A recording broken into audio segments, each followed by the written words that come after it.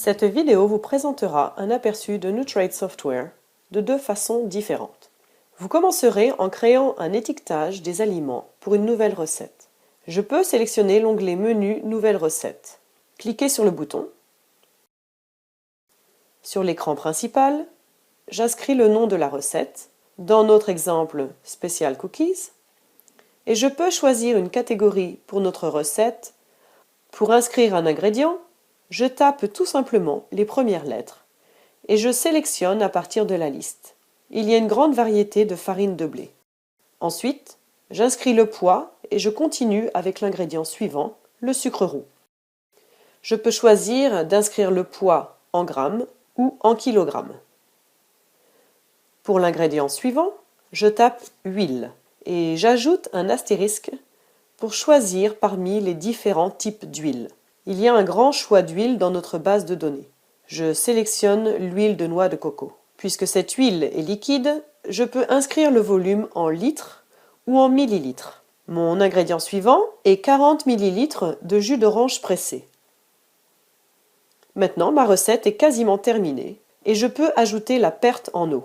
Je clique sur le bouton Calque pour sélectionner les produits les plus similaires parmi une liste de produits typiques.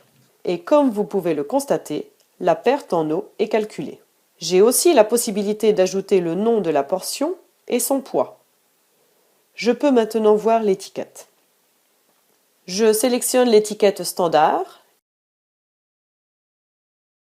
Et voici maintenant mon étiquette complète conforme avec les allergènes inscrits en gras. Pour ajouter le pourcentage de jus d'orange, qui peut être obligatoire dans certains pays, je retourne à la recette et je clique sur le symbole. Il apparaît maintenant sur l'étiquette. Maintenant, nous allons vous montrer comment ajouter une sous-recette.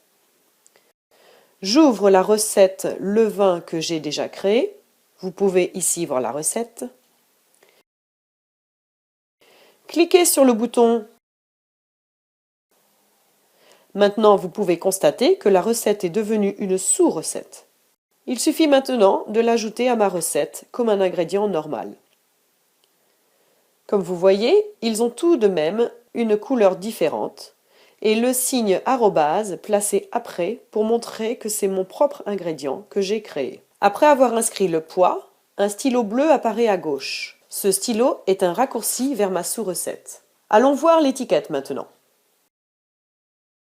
Vous pouvez voir les ingrédients de ma sous-recette qui ont été ajoutés à la liste des ingrédients.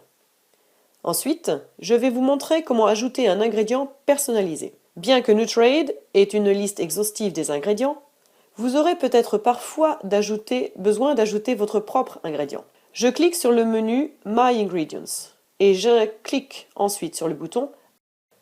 Dans cet exemple, j'ajoute une farine de seigle spéciale. J'inscris la valeur énergétique. J'inscris ensuite les glucides, les protéines et les autres valeurs nutritionnelles. Et lorsque je clique sur le bouton Sauvegarder, je peux sélectionner les allergènes. Je peux également sélectionner un allergène qui pourrait être contenu en cliquant 2 fois, comme ici le sésame. Alors, retournons vers ma recipe et ajoutez ce nouvel ingrédient. J'écris le nom de l'ingrédient tout simplement. Comme vous voyez, il est aussi marqué d'une arrobase et d'une couleur spéciale. J'inscris 50 g de cette farine de seigle.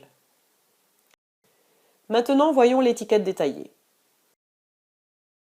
Vous pouvez constater que la farine de seigle a été ajoutée et également la ligne précisant peut contenir du sésame. Maintenant, nous allons vous montrer comment il est facile de créer votre étiquette dans une autre langue. Je sélectionne Standard Label. Mais cette fois, je sélectionne français. Et voilà maintenant votre étiquette complète en français, ainsi que les ingrédients et les allergènes. Vous pouvez facilement faire la même chose pour d'autres langues. Maintenant, nous allons revoir l'étiquette conforme à la réglementation américaine. Ensuite, nous allons consulter des rapports très utiles. Le premier est le rapport sur les recettes. Cela vous donne la liste détaillée des ingrédients. Vous pouvez l'exporter vers Word ou l'imprimer. Le deuxième rapport est le rapport prix. Cela vous donne le prix de la recette au total et le prix pour 100 grammes ou par portion. Le rapport suivant est le rapport nutritionnel qui vous montre la valeur nutritionnelle de tous les ingrédients et montre également le poids des ingrédients après la perte en eau. Nous allons vous montrer comment exporter vos recettes et donner étiquette vers Excel ou des fichiers CSV. Ces fichiers sont compatibles avec la plupart des logiciels des fabrications d'étiquettes. Je vais vous montrer sur l'écran numéro mes recettes et je descends tout en bas de l'écran. Je choisis d'exporter mes recettes ou donner étiquette. Je peux également sélectionner le type de fichier. Ceci est très utile lorsque l'on travaille avec un logiciel d'étiquette externe. C'est tout pour aujourd'hui. Merci de nous avoir suivis.